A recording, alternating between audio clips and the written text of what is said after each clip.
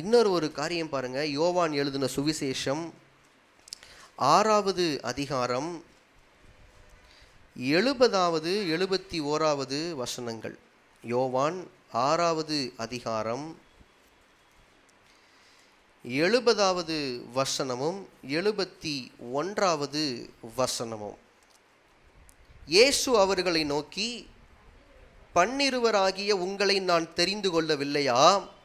உங்களுக்குள்ளும் ஒருவன் பிசாசாயிருக்கிறான் என்றார். சீமோனின் குமாரனாகிய யூதாஸ் காரியோத்து 12 ஒருவனாயிருந்தும் தம்மை காட்டி கொடுக்க போகிறவனாயிருந்தபடியினால் அவனை குறித்து இப்படி சொன்னார். கொஞ்சம் சில வசனங்கள் மேலே போய் பார்க்கும்போது 66வது வசனத்தில் பாருங்க, இயேசுவை பின்பற்றின சீஷர்களில் ஒரு சிலர் இயேசுவை விட்டு பின்வாங்கி போகிறாங்க. ஒரு சிலர்னு சொல்லிட்டேன், வசனத்தில் அநேகர்ன்னு இருக்கு. அது முதல் அவருடைய சீஷரில் அநேகர் அவருடனே கூட நடவாமல் பின்வாங்கி போனார்கள். இந்த சீஷர் 12 பேரில் உள்ளவங்க கிடையாது. அந்த 12 பேரை ஆண்டவர் அப்போஸ்தலராகும்படி தெரிந்து கொண்டார். அந்த 12 பேர் போக இன்னும் அநேகர் இயேசுவோடு கூட ட்ராவல் பண்ணிட்டு இருந்தாங்க, இயேசுவை ஃபாலோ பண்ணாங்க. அவர்களில் அநேகர் இயேசுவை விட்டு பின்வாங்கி போயிட்டாங்க. இயேசுவை விட்டு போயிட்டாங்க, எங்களுக்கு இந்த லைஃப் வேணாம், இயேசுவோடு கூட நாங்கள் பயணிக்க விரும்பலைன்னு சொல்லிட்டு விட்டுட்டு போயிட்டாங்க. அப்போ இயேசு அவரோடு கூட இருந்த அந்த 12 பேரை பார்த்து அவர் ரொம்ப எமோஷ்னலாக பேசுகிறாரு. 67வது வசனம். அப்பொழுது இயேசு 12 நோக்கி, நீங்களும் போய்விட மனதா இருக்கிறீர்களோ என்றார். எவ்வளவு எமோஷ்னலாக இருப்பார்ல இயேசு. எல்லாரும் போயிட்டாங்க, நீங்களும் போகணுமாப்பா அப்படின்னு. இது எல்லாத்தையுமே கூடவே இருந்து யூதாஸ் பார்க்குறான். இயேசுவை பின்பற்றினவர்கள் அநேகர் இயேசுவை விட்டு பின்வாங்கி போகிறாங்க. அப்போ இயேசு திரும்பி யூதாஸ் உட்பட 12 சீஷர்களையும் பார்த்து கேட்குறார், நீங்களும் போய்விட மனதாக இருக்கிறீங்களா? அதுக்கு பேதுரு ஆன்சர் பண்ணுறான், ஆண்டவரே, யாரிடத்தில் போவோம்? நித்திய ஜீவ வசனங்கள் உம்மிடத்தில் உண்டே. நீர் ஜீவனுள்ள தேவனுடைய குமாரனாகிய கிறிஸ்து என்று நாங்கள் விசுவாசித்தும் அறிந்தும் இருக்கிறோம். இப்போ நாங்கள்னு சொல்லும்போது பேதுரு அவனை பற்றி மட்டும் பேசலை, 12 சீஷர்களுக்கும் பிரதிநிதியாக பேதுரு பேசுகிறான். அப்போது இவன் யாருக்காகவும் சேர்த்து பேசுகிறான்? யூதாஸ் காரியோத்துக்காகவும் சேர்த்து பேசுகிறான். இயேசுவோடு கூட இருக்கும்போது யூதாஸுக்கு இயேசு தான் கிறிஸ்துன்னு தெரியும். பேதுரு அறிக்கை பண்ணும்போது இவன் கூட தான் இருக்கிறான். அப்போது ஆண்டவர் சொல்கிறாரு, 12 பேராகிய உங்களை நான் அப்போஸ்தலர் ஆகும்படி நான் தெரிந்து கொள்ளவில்லையா? ஆனால் உங்களில் ஒருத்தன் கூட பிசாசாக இருக்கிறான், உங்களில் ஒருத்தன் கூட என்னைய காட்டி கொடுக்க போகிறான். இதை யார் கேட்டுட்ருக்கா? யூதாஸ் கேட்டுட்ருக்கிறான். ஆனால் அப்போது அது யூதாஸுக்கு தெரியுமான்னு தெரியல. ஏன்னா அந்த டைமில் யூதாஸ் பிரதான ஆசாரியர்களோட கூட டீலிங் பேசலை, அவனுக்கு தெரியாது. ஆனால் இது இயேசு அவனுக்கு கொடுத்த ஒரு எச்சரிப்பின் வார்த்தை. அது அவன்தான், அவனுக்கு தெரியாது. 12 பேருக்கும் ஆண்டவர் ஒரு பொதுவான ஒரு எச்சரிக்கையாக சொல்றார், உங்களில் ஒருவன் பிசாசா இருக்கிறான். அப்போ அந்த 12 பேருக்கும் எப்படி ஃபீலாக இருக்கும் அப்படின்னா, அது நானாக இருந்துடக்கூடாது, அது நானாக இருந்துடக்கூடாது. இது ஒரு எச்சரிப்பின் வார்த்தை. ஆனால் யூதாஸ் அதை ரியலைஸ் பண்ணலை. அடுத்த சில வசனங்கள் நான் உங்களுக்கு காண்பிக்கிறேன். யோவான் சுவிசேஷம் 13வது அதிகாரத்துக்கு வாங்க. யோவான் எழுதின சுவிசேஷம் 13வது அதிகாரம் 2வது வசனத்தில் பாருங்க. யோவான் 13:2. சீமோனின் குமாரனாகிய யூதாஸ் காரியோத்து அவரை காட்டி கொடுக்கும்படி பிசாசானவன் அவன் இருதயத்தை தூண்டின பின்பு அவர்கள் போஜனம் பண்ணி கொண்டிருக்கையில் தம்முடைய கையில் பிதா எல்லாவற்றையும் ஒப்பு கொடுத்தார் என்பதையும் தாம் தேவனிடத்திலிருந்து வந்ததையும் தேவனிடத்திற்கு போகிறதையும் இயேசு அறிந்து போஜனத்தை விட்டு எழுந்து வஸ்திரங்களை கழற்றி வைத்து ஒரு சீலையை எடுத்து அறையிலே கட்டிக்கொண்டு பின்பு பாத்திரத்தில் தண்ணீர் வார்த்து சீஷருடைய கால்களை கழுவவும் தாம் கட்டி கொண்டிருந்த சீலையினால் துடைக்கவும் தொடங்கினார். இப்போ யூதாசு இயேசுவை காட்டி கொடுக்கணும்னு கமிட் ஆயிருக்கிறான். அவன் சமயம் பார்த்துட்டு இருக்கிறான். இப்போ இயேசு கிறிஸ்து அவர் என்ன பண்ணுறார் அப்படின்னா, அவர் சீஷர்களுடைய கால்களை கழுவ ஆரம்பிக்கிறார். ஒருவேளை யூதாசுடைய இடத்துல நாம் இருந்திருப்போம்னா நாம் அந்த நேரம் எப்படி ஃபீல் பண்ணியிருப்போம்? யாரை காட்டி கொடுக்கணும்னு திட்டம் பண்ணியிருக்கிறோமோ, யாருக்கு எதிராக நாம் ஒரு பிளான் போட்டு வச்சுருக்கிறோமோ, அவரே வந்து நம்ம காலை கழுவுறார் அப்படின்னா, எப்படிப்பட்ட மனுஷன், எவ்வளவு நல்லவராக இருக்கிறாரு, எந்த அளவுக்கு ஈகோ இல்லாமல் இருக்கிறாரு. இவரை போய் நம்ம காட்டி கொடுக்க போகிறோமா? இவரை போய் நம்ம வேதபாரகர்கள் கையில், சேவகர்கள் கையில் பிடிச்சு கொடுக்க போகிறோமா? அவங்க இவரை என்ன பண்ணுவாங்கன்னு தெரியாத. இப்படிப்பட்ட ஒரு நல்லவருக்கு, இப்படிப்பட்ட அன்புள்ளவருக்கு நம்ம இவ்வளோ பெரிய துரோகம் செய்யலாமா? இந்த எண்ணம் நமக்குள்ளே வரும்ல. ஏன்னா அந்த இடத்துல இயேசுவினுடைய தாழ்மையை மட்டும் இல்லை, இயேசுவினுடைய அன்பையும் சீஷர்கள் பார்க்குறாங்க. நமக்கு கீழே இறங்குறாரியா அவரு, எப்படிப்பட்ட மனுஷன். ஆனால் யூதாசு கொஞ்சம் கூட அசரலை. இது அவனுக்கு கொடுக்கப்பட்ட இரண்டாவது ஒரு வாய்ப்பாக நான் பார்க்குறேன். அவனுக்கு அடுத்து ஆண்டவர் சில எச்சரிக்கைகளை கொடுத்துட்ருக்கிறாரு. அவன் மனம் திரும்பி மறுபடியும் இயேசுவோடு கூட கனெக்ட் ஆகிறதுக்கான கதவுகளை ஆண்டவர் திறந்து வச்சுட்டே இருக்கிறார், வாய்ப்புகளை கொடுத்துட்டே இருக்கிறார். ஆனால் யூதாஸ் எதுக்கும் மசியலை.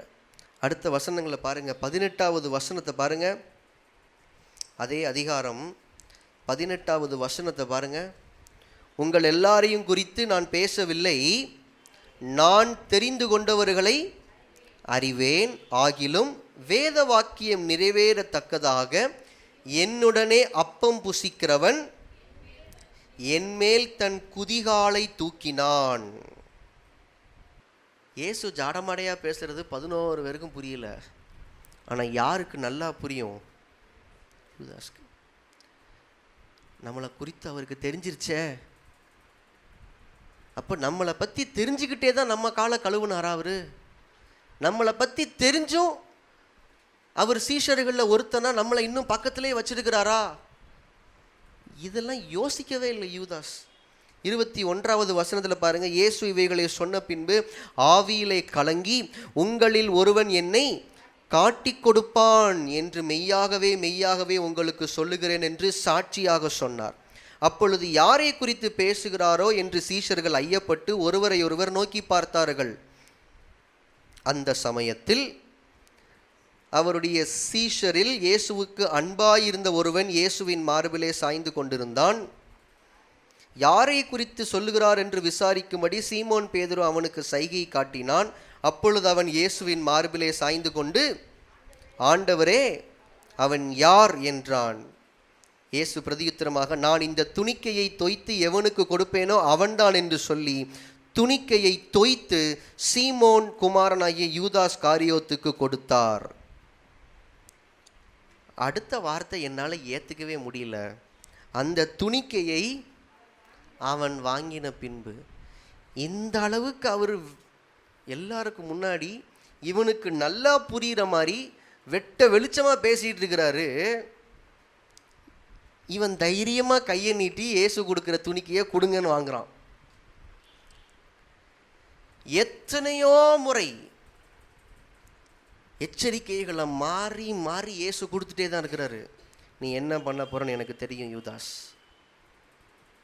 ஆனால் நான் உன்னை இன்னும் நேசிக்கிறேன், நான் உன் மேலே அன்பாக தான் இருக்கிறேன், நான் உன் கால்களை கழுவுறதுக்கும் ஆயத்தமாக இருக்கிறேன். மத்தேயு 26வது அதிகாரம் 24, 25 வசனங்களை வாசிக்கும் போது அங்கே யூதாஸ் கேட்குறான், நானா ஆண்டவரே, உங்களில் ஒருவன் காட்டி கொடுப்பான்னு சொல்கிறீங்களே, அது நானா? ஏன்னா இயேசு சொன்ன உடனே எல்லாரும் கேட்க ஆரம்பிச்சிட்டாங்க, நானா நானா நானா அப்படின்னு. இவன் மட்டும் கேட்காம இருந்தா நல்லா இருக்காதுன்னு சொல்லி இவனும் கேட்குறான், நானா ஆண்டவரே அப்படின்னு. மற்ற சீஷர்கள் நானான்னு கேட்கும் போது இயேசு பதில் சொன்னாரான்னு தெரில. ஆனால் யூதாஸ் கேட்கும் போது நீ சொன்ன மாதிரி தான்ப்பா, ஏதோ தெரியாமல் தப்பு பண்ணிட்டு நானான்னு கேட்குற மாதிரி கேட்குறியப்பா யூதாஸு. ஆண்டவர் அவனுக்கு கொடுத்த எச்சரிப்பின் வார்த்தைகளை அவன் பெருசாக எடுத்துக்கல, அதை அவன் இக்னோர் பண்ணான். ஆனால் ஆண்டவர் யூதாஸை அப்பையும் நேசிச்சுட்டு தான் இருந்தார். அவனுக்கு வாய்ப்புகளை கொடுக்குறாரு. இதெல்லாம் நிறைவேறணுங்கிறது தேவனுடைய திட்டம்ப்பா. ஆனால் அது என் கூடவே இருந்த ஓ மூலமாக நிறைவேறதை பார்க்கும்போது ஓ லைஃபுக்காக நான் பரிதாபப்படுறேன்.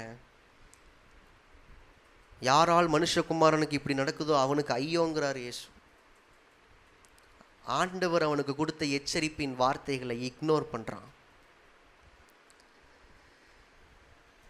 நிறைய காரியங்களை கர்த்தர் நம்மோட கூட தெளிவாக பேசுகிறாரு, நமக்கு கற்றுக் கொடுக்குறாரு. பல வார்த்தைகளை ஆலோசனையாக கொடுக்குறாரு, பல வார்த்தைகளை எச்சரிக்கைகளாக கொடுக்குறாரு. எல்லா வார்த்தைகளையும் நாம் கேட்குறோம், எல்லா வார்த்தையும் நம்ம இருதயத்துக்குள்ளே போக தான் செய்து. ஆனால் எல்லா வார்த்தைகளுக்கும் நம்ம கீழ்ப்படுகிறோமான்னு கேட்டால் இல்லை. எத்தனை தடவை ஒரே வார்த்தையை ஆண்டவர் நம்மக்கிட்ட பேசினாலும் நம்ம என்ன பண்ணிட்டு தான் இருக்கிறோம்? அதுக்கு நம்ம ஒபே பண்ணுறதில்ல, ஒப்பு கொடுக்கறதில்ல. ஒரே விஷயத்தை ஏன் அவர் திரும்ப திரும்ப பேசுகிறாரு? தடவை பேசும்போதே நம்ம செஞ்சுருந்தோம்னா ரெண்டாவது தடவை அவர் பேச வேண்டிய அவசியம் இருக்காதுல்ல. திரும்ப திரும்ப ஒரே காரியத்தை ஆண்டவர் பேசிகிட்டே இருக்கிறாருன்னா அந்த வார்த்தைக்கு நாம் இன்னும் நம்மளை ஒப்பு கொடுக்கலன்னு அர்த்தம். ஒப்பு கொடுக்குற வரைக்கும் பேசிட்டு தான் இருப்பார். யூதாஸ் தம்மோடு கூட இருந்த வரைக்குமே இயேசு சொல்லிகிட்டே தான் இருந்தார். 26வது வசனம் பாருங்கள். அதே யோவான் 13வது அதிகாரம் 26வது வசனம் பாருங்கள்.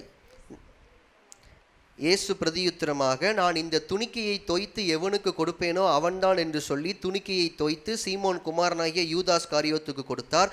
அந்த துணிக்கையை அவன் வாங்கின பின்பு சாத்தான் அவனுக்குள் புகுந்தான். அப்பொழுது இயேசு அவனை நோக்கி, நீ செய்யணும்னு முடிவு பண்ணிட்ட. நான் பல தடவை உனக்கு ஜாடமாடையா உங்ககிட்ட பேசினேன், மற்றவங்களுக்கு புரியாமல் உனக்கு மட்டுமே புரிகிற மாதிரி உன்கிட்ட பல தடவை நான் பேசினேன். அந்த எச்சரிப்பின் வார்த்தைகள் எல்லாத்தையும் நீ தட்டிட்டு இப்போவும் ஓ முடிவில் தான் நீ ஸ்ட்ராங்காக இருக்கிற. சரி, நீ செய்கிறத சீக்கிரமாக செய். ஆண்டவர் பேசுகிற ஸ்டைல் இதுதான். அத்தனை பேரும் நிற்கும் போது மற்ற 11 சீஷர்களுக்கு முன்னாடி யூதாஸை நிப்பாட்டி, இவன் தாண்டா என்னை காட்டி கொடுக்க போகிறான், உங்களுக்கு இவனை பற்றி தெரியுமா, இவன் பிரதான ஆசிரியர்கள்ட்ட போய் என்னையை காட்டி கொடுக்கறதுக்கு காசு வாங்கிட்டு வந்திருக்கான் இவன். இயேசு அதை செய்யலை. இதெல்லாம் இயேசு அவனுக்கு கொடுத்த வாய்ப்பு எல்லாத்தையும் தட்டிட்டான். லைஃப் டேஞ்சரில் போய் நின்றுச்சு. ஆண்டவர் நமக்கு தருகிற எச்சரிப்பின் வார்த்தைகளை தயவு செய்து நம்ம தட்டவே கூடாது, அதை அக்செப்ட் பண்ணணும். ஏன்னா இன்னொரு பக்கம் பிசாசு நம்மளை தூண்டிகிட்டு இருக்கிறாங்கிறது ஆண்டவருக்கு நல்லா தெரியும், நாம் ரியலைஸ் பண்ண மாட்டோம். ஆண்டவருக்கு நல்லா தெரியும் இது நம்ம லைஃப்பை எந்த அளவுக்கு மோசமான ஒரு குழியில் தள்ள போகுதுன்னு ஆண்டவருக்கு தெரியும். இரக்கத்தினால தான் ஆண்டவர் நமக்கு எச்சரிப்பின் வார்த்தைகளை கொடுத்துட்டே இருக்கிறாரு. ஆண்டவர் பேசுகிற எச்சரிப்பின் வார்த்தைகளுக்கு நம்ம உடனே கீழ்ப்படிவோம்னா, லைஃப் அவருக்கு உடனே ஒப்பு கொடுத்துருவோம்னா, யூதாஸுடைய முடிவு மாதிரி நம்ம லைஃபுடைய முடிவு இருக்காது. ஒரு ஹalleluya சொல்லுங்களேன். ஹalleluya.